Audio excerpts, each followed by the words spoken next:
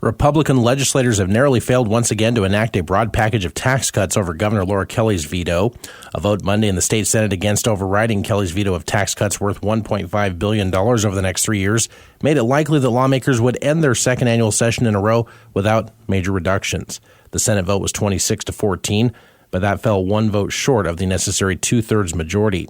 Kelly suggested the tax plan's mix of income, sales, and property tax cuts would lead to future budget problems for the state. Republican leaders strongly disagreed. Many House Democrats sided with them. Locally, Senator Yusha Reddy of Manhattan voted to uphold Kelly's veto. Senator Dennis Pyle of Hiawatha voted against the override despite initially supporting it.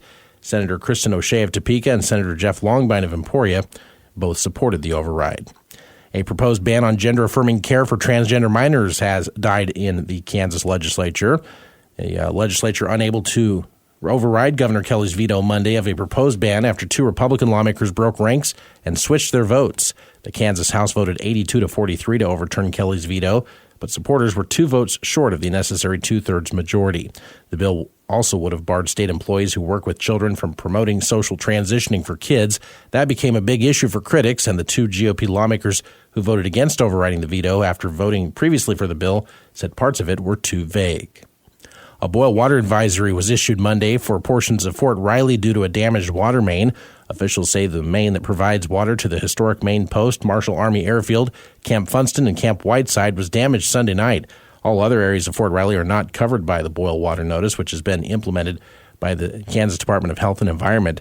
The advisory is impacting about 5,900 people who live or work in those areas. Bottled water is being provided for residents at the Corvius Leasing Office at 45 Berry Avenue. Ogden Mayor Robert Pence Jr. provided Riley County Commissioners Monday evening with an update on the upcoming Riley Avenue Corridor construction project. Pence says the project is estimated to be around $10 million and says around $2.5 million has been matched using local grants and programs. Redoing, running utilities underneath, replacing all that, taking it clear down the base, the concrete. Several different kind of ideas were floating around about out there, maybe some island deals and stuff like that, maybe some separation between the 2 different lanes, maybe narrowing them down a little bit. He added that Riley County will continue to search for funding opportunities as construction gets closer, but in the meantime, the Community Center Park in Ogden is receiving some small upgrades before tackling the Riley Avenue project. Nothing definitive yet. Playing around with some ideas. Going to try and get the bathroom/concession stand get started hopefully this year. Commissioners held their meeting last night in Ogden, part of a quarterly effort to meet with constituents in the county. Authorities are investigating after a gunshot was heard in the Aggieville area early Sunday morning. The Riley County Police Department says officers monitoring crowds heard a gunshot in close proximity to the 1100 block of Morrow just before 2 a.m. and responded to a nearby walkway. While they were investigating, officers observed 2 vehicles leaving the scene. Police say one of the cars sped off while the driver of the other car was successfully detained without incident. Investigating officers located a spent shell case in the area, but say no injuries were reported. A second vehicle that fled was located a short time later. So far, no arrests have been made. As police are continuing their investigation, they say there was no indication that the parties involved were targeting the community at large. Nearly a year after officials cut the ribbon on the National Bio and Agri-Defense Facility, science is starting to begin within the facility. NBAF Deputy Director Dr. Ken Burton says those activities are moving forward in phases, beginning with the lowest risk common science practices, with research to ramp up to more advanced mission-focused science later on. Scientific activities at NBAF are at what's called a biosafety level 1 and 2, which basically includes clean, non-infectious materials as far as well as some moderate risk microbes. So pretty low level work that's being done, but definitely starting to make some progress.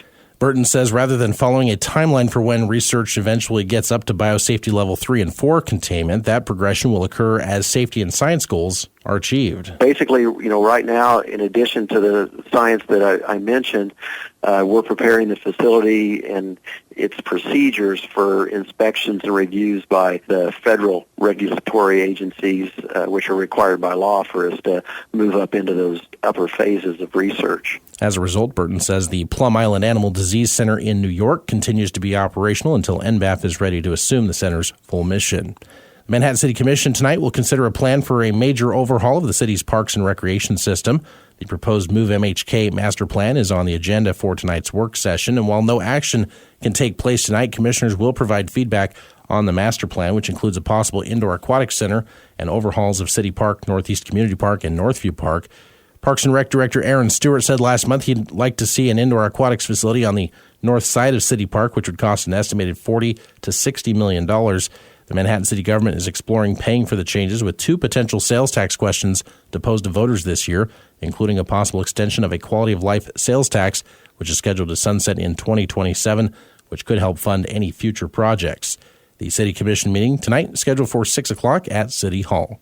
Good morning, I'm Troy Coverdale with your sports headlines. 2 transfer portal games for K-State athletic teams were made official yesterday as running back Dylan Edwards signed with the football team and Bay Fall put his signature on a letter of intent for men's basketball. Edwards transfers from Colorado, where he last year carried the ball 76 times for 321 yards and made 36 catches for 299 and 4 touchdowns. Fall is a 6'11 center who comes to Manhattan after a year at Arkansas. The McDonald's All-American appeared in only 9 games for the Hogs. The Chiefs and 4-time All-Pro tight end Travis Kelce have agreed on a 2-year contract extension that keeps him with the Super Bowl champions through 2027. The 34-year-old is already the Chiefs' career leader in receiving yards and is almost to catch up to Tony Gonzalez's mark for number of catches. While not disclosing the financial details, Chiefs GM Brett Veach said Kelce would remain the league's highest-paid tight end, adding it was a priority to adjust his contract. The deal includes $17 million guaranteed this season. Justin Turner hit a pair of homers. Danny Jansen added a solo shot. The Blue Jays held on to beat the Royals 6-5 last night. Recalled from AAA Omaha to make his second career start, right-hander Jonathan Bolin allowed 4 runs on 6 hits over just 2 2/3 innings. 3 of those runs scored on homers. The Royals and Blue Jays continue their set tonight with coverage on News Radio KMAN getting underway at 6 o'clock. Have a great day. I'm Troy Coverdale.